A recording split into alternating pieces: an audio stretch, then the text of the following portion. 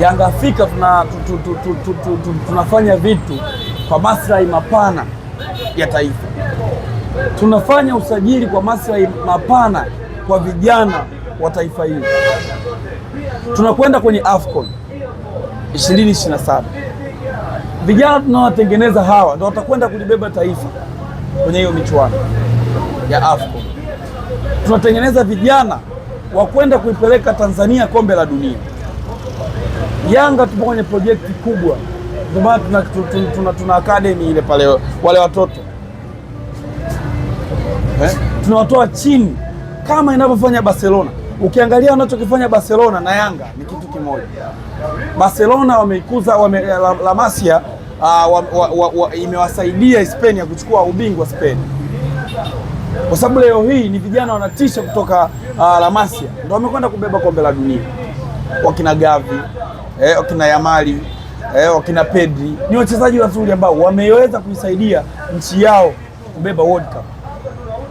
Na Yanga ndio kitu tunachokifanya, tunasajili wachezaji vijana kwa maslahi mapana ya taifa.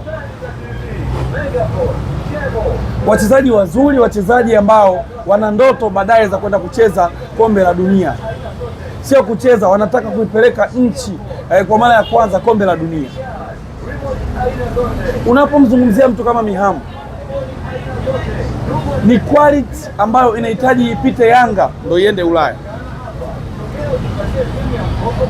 Abdul Nasir ni quality ambayo inahitaji kupita Yanga iende Ulaya. Yanga Afrika ndio njia ya kwenda Ulaya kwa wachezaji vijana. Hakuna timu ambayo ina vinasaba na Ulaya kama Yanga Afrika.